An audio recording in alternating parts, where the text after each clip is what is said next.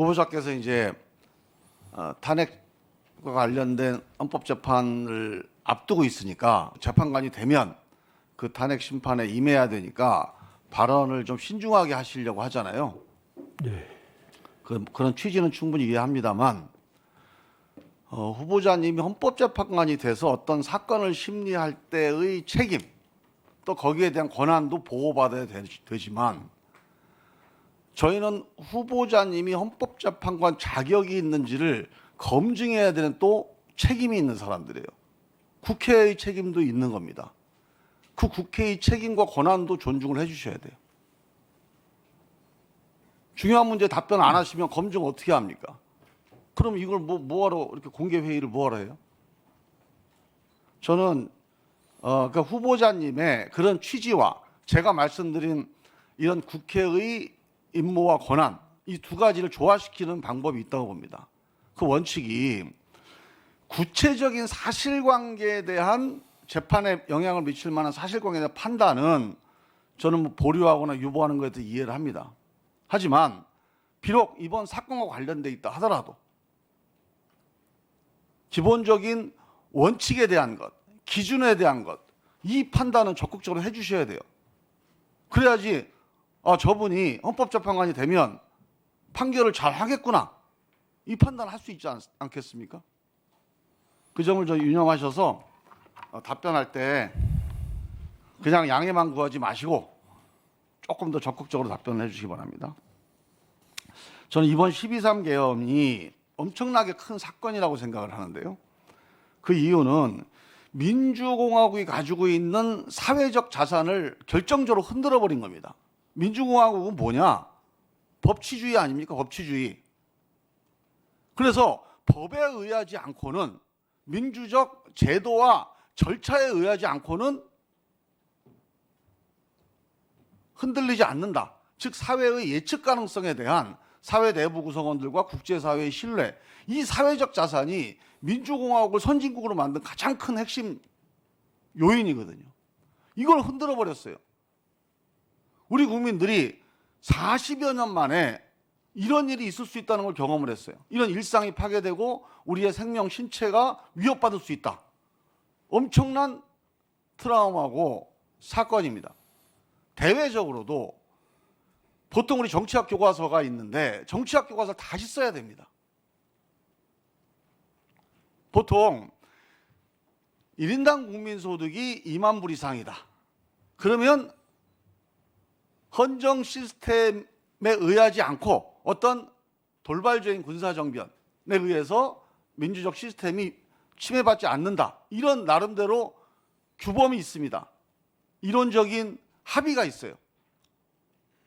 평화적 정권 교체가 복수로 2번, 3번 이상 되면 그 나라는 쿠데타나 그런 비헌법적인 방식의 정치 교체는 없다. 뭐 이런 식의 정치적 합의가 있습니다. 이게 다 무너져 버렸어요. 그래서 아마 정치학 교과서 수정해야 될 것 같아요.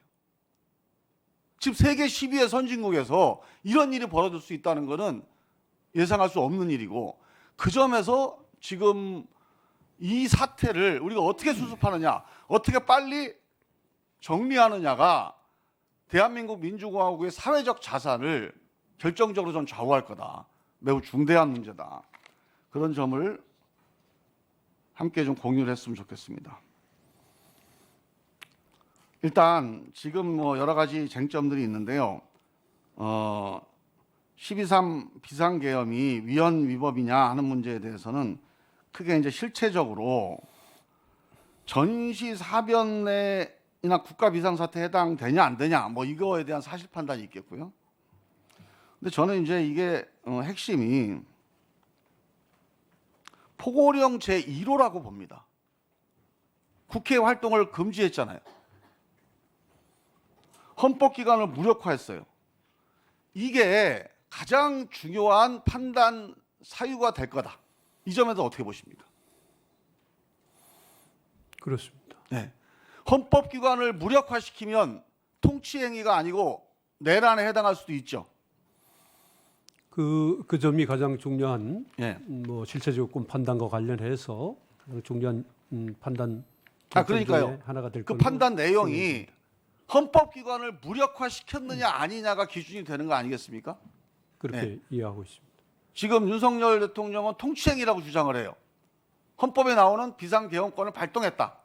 그런데 그 비상개헌권 범위 내에 국회 기능이랑 국회라는 헌법기관을 무력화해도 된다는 헌법 조항이 없잖아요. 법률 조항도 없고.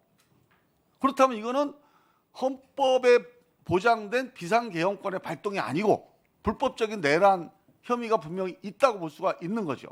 그래서 이 헌법기관을 무력화시켰느냐 아니냐를 판단해야 된다. 그 점에서 무력화의 징후와 사실관계가 매우 많다. 이렇게 많은 사람들이 생각을 하고 있다는 거죠. 그다음에 뭐 절차에 대한 거는 앞으로 이제 헌법재판 하시면서 잘 판단을 해 보실 거니까 한번 보시고요. 그다음에 내란죄냐 아니냐는 거를 판단할 때 80년 그 전두환 그 비상계엄 때 보면 이게 97년 대법원 판례입니다. 국헌문란 목적으로 비상계엄이 이용되는 경우, 그러니까 그 비상계엄을 통해서 뭐 폭동이 규모가 얼마나 됐냐, 사람이 얼마나 사상을 했느냐 하는 문제는 좀 다른 문제고, 일단 국헌문란 목적의 수단으로 이용되는 경우에는 내란에 해당한다. 이게 대법원 판례입니다. 그렇게 알고 있습니다. 맞습니까? 예. 그렇다면 이번 경우에도 국헌문란의 목적이 있었다면 이게 폭동의 범위나 규모 네, 1분 더 드리겠습니다. 또 사상의 정도와 관계없이 내란에 대한 판단을 구해볼 수 있지 않을까? 저는 그렇게 보는데 어떻게 보세요? 중요한 판단 쟁점이 될 걸로 생각을 하고 예. 있습니다. 그런데 국헌문란의 목적은 어떻게 판단합니까? 핵심 기준이 뭐예요?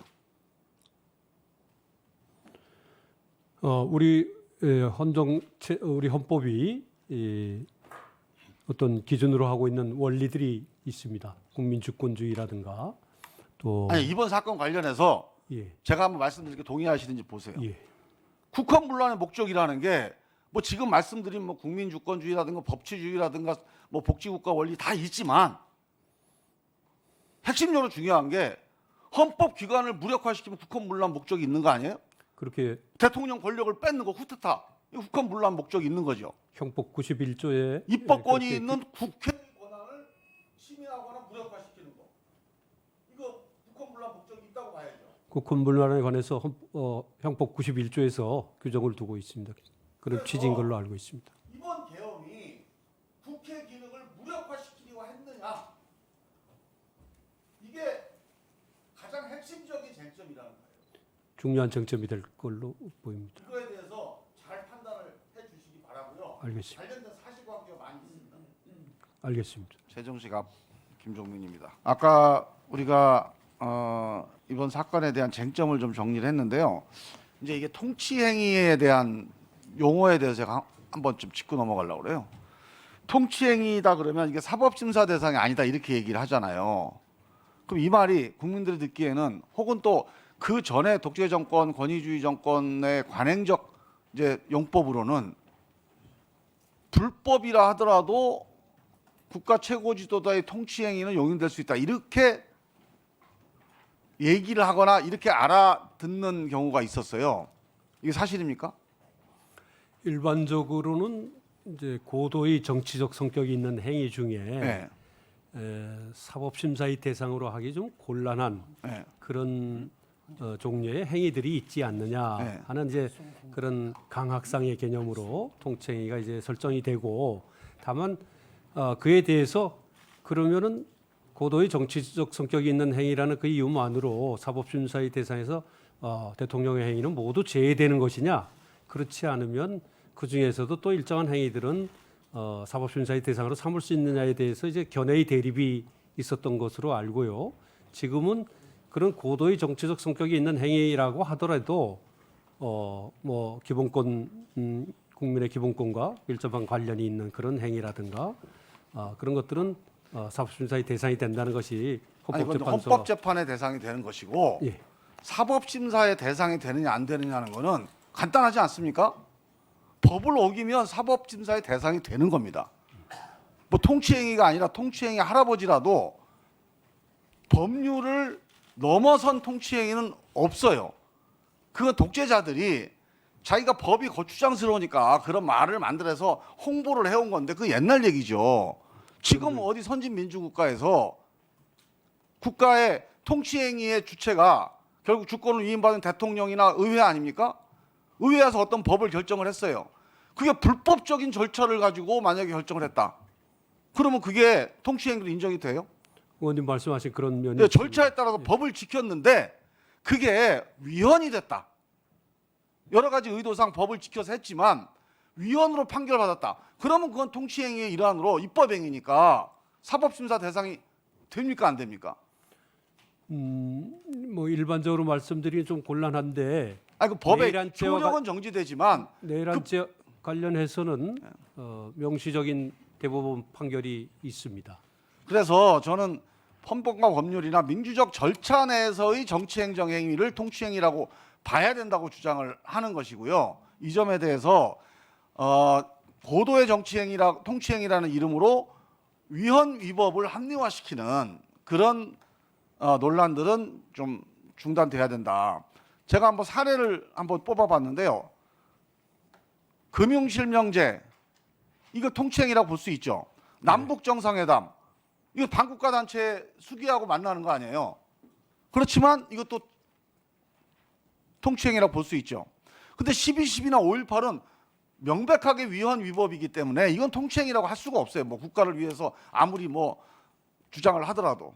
그래서 저는 이 내란이나 통치행위냐를 가르는 가장 큰 쟁점은 국헌문란의 목적이 있느냐, 헌법기관을 무력화시켰느냐 이 문제라고 저는 봅니다. 뭐 절차적인 뭐 위헌 위법성도 있겠지만 그래서 이 문제에 대해서 나중에 헌법재판관이 되시면 좀 냉정하고 엄정하게 잘 판단을 할 필요가 있겠다. 통치행위 논리에 대해서 나름대로 좀 정리를 좀 해야 된다는 부탁을 좀 드리고요. 그다음에 그 우리 12.3 계엄 사태에 헌법적인 과제 몇 가지를 좀 제가 말씀을 좀 드릴게요. 이번 계엄 사태로 헌법적인 몇 가지 과제가 나왔습니다. 첫 번째 비상계엄권이에요. 이 비상계엄권이 이번에 보니까 대통령 개인이 잘못 판단하면, 그러니까 한 사람이 잘못 판단하면 자의적으로 권한 행사가 가능한 헌법이 돼 있더라고요 지금. 이거 아셨죠 그 전에? 그렇습니다. 예. 이게 문제가 있습니까 없습니까? 대통령의 긴급 권한으로 뭐 많이 이 현행 헌법에서는 많이 축소가 대통령이 된 왕이에요? 제왕입니까? 재앙은 아닌데 네. 긴급권이라는 형태로 긴급 재정경제명령을 내린다든가 긴급 권한이라 하더라도 네. 절차와 합법 범주 내에서 절차에 따라서 이루어지는 것이죠. 그리고 중대 결정은 개인이 결정하는 게 아니라 제도와 절차로 결정하는 게 그게 민주공화국입니다. 맞죠? 네. 지금 이런 계엄이라고 하는 거를 이런 중차대한 일을 대통령 개인이 이렇게 자의적으로 권한 행사로 가능하다. 이거는 저는 헌법상 그렇게 돼 있긴 하나 잘못된 헌법이다. 이게 언제 이 헌법이 만들어진지 혹시 아십니까? 뭐 비상계엄에 관한 규정은 그 전부터 있어 왔던 걸로 아니에요. 알고 있습니다. 그러니까 대통령 개인이 마음대로 할 수 있는 거. 그 전부터 아마 그렇게 규정이 그렇지 돼 않아요. 있었던 재헌헌법에는 국무회의의 의견을 통해서만 개헌과 해엄을 할 수 있게 돼 있습니다. 1963년 5.16 헌법 때 만든 거예요. 네. 그 전에 재헌헌법 보세요. 72조. 좌의 사항은 쫙쭉 나옵니다. 국무회의 의견을 경하해야 한다. 그 6번에 개엄안 해엄안. 개엄 해엄하려면 국무회에서 의견을 해야 됩니다. 국무위원들이 표결해야 돼요. 83조 현지 헌법이죠. 저게 박정희 헌법입니다. 63년에 잔재예요. 다음 사항은 국민의 심의를 거쳐야 한다. 개헌과 그 해제. 의결권이 심의권으로 축소된 거예요. 격화된 겁니다. 이게 박정희 때 제왕적 대통령 권한을 강화하면서 생긴 헌법의 결함입니다.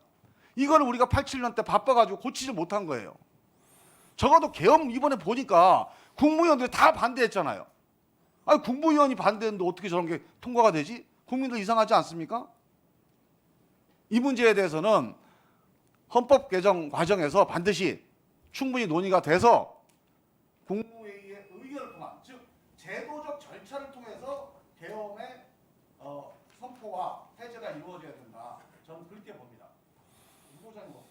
네. 위원님 의견에 경청할 바가 많다고 생각을 하고 있습니다. 네. 네. 다음 추가 질의하시죠. 세종시갑 김종민 의원님이 질문하셨습니다. 지금 헌법재판소에서 발표가 되기를 윤석열 탄핵 심판 서류를 19일 날 발송 송달했는데 수령을 안 해도 효력이 발생한다.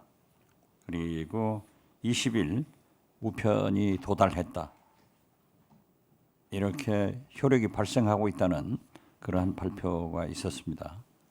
우리 후보자께서는 적절한 결정이라고 생각하십니까? 헌법재판소의 결정에 동의하고 있습니다. 네, 감사합니다. 이번 12.3 계엄 사태가 헌법적으로 되게 중요한 사건이기 때문에 헌법적 과제 몇 가지를 한번 좀 말씀을 드리고 간단하게 여기에 대해 찬성을 하시는지 아니면 반대하시는지 아니면 검토할 가치가 있다고 생각하시는지 반대하시는지 그 세 가지로 간단한 의견을 좀. 비상계엄에 대해서 아까 제가 말씀드렸잖아요. 네. 대통령 개인의 자의적 판단으로 결심이 가능한 이건 제도적 결함이 있다. 그래서 국무회의 의결 또 국회의 사전 동의 그리고 계엄 해제는 국회의 해제 결의가 있으면 즉시 효력을 발생하게 이렇게 세 가지로 헌법을 좀 바꿔야 된다. 비상계엄에 대해서는 그런 의견인데 어떻게 보세요?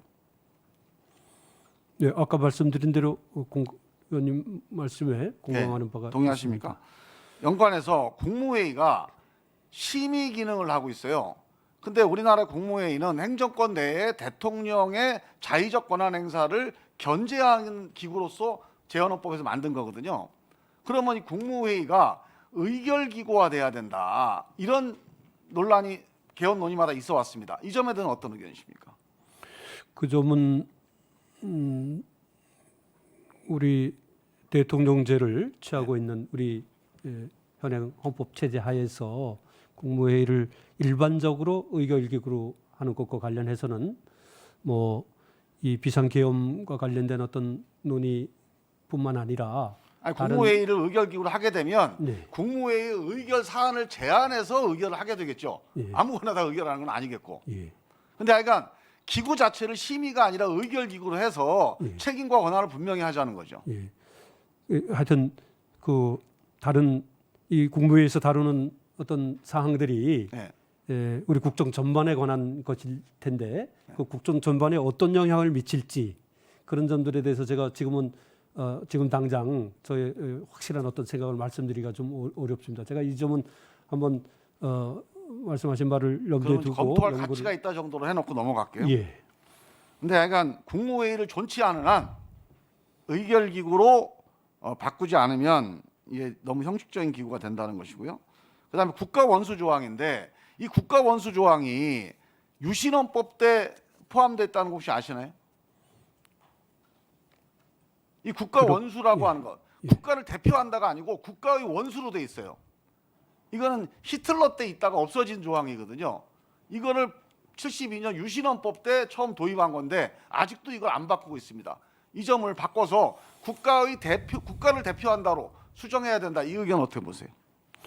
네, 뭐 외국에 대해서 국가를 대표하는 것은 당연할 거고요. 그것도 이제 국가 원수로서의 하나의 그 모습일 텐데 원수는 단순한 국가를 대표하는 기능이 아니고 다른 헌법기관의 초월적인 최고의 지위 이런 의미를 갖고 있어요. 뭐 국정 최고 책임자라든가 네. 하는 그런 행정 수반을 뛰어넘는 그렇습니다. 입법, 그런 사법을 뛰어넘는 어떤 최고의 지위 이런 의미를 갖고 있습니다.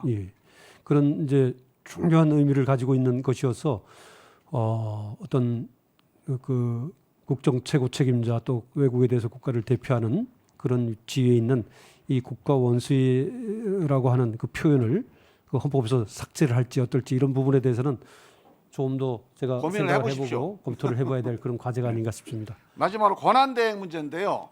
지금 권한대행이 우리가 임명직이 권한대행을 하고 있어요. 국무총리가. 그죠? 예. 똑같은 미국 대통령제에서는 부통령제가 있잖아요. 그렇습니다. 근데 부통령이 결함이 있다 하더라도 하원 의장이 대행을 합니다. 선출직이 권한대행을 합니다. 이거 원칙이 있어요. 그런 점에서 이 권한대행 문제도 국회의장 이렇게 바꿔야 된다고 보는데 어떻게 보세요?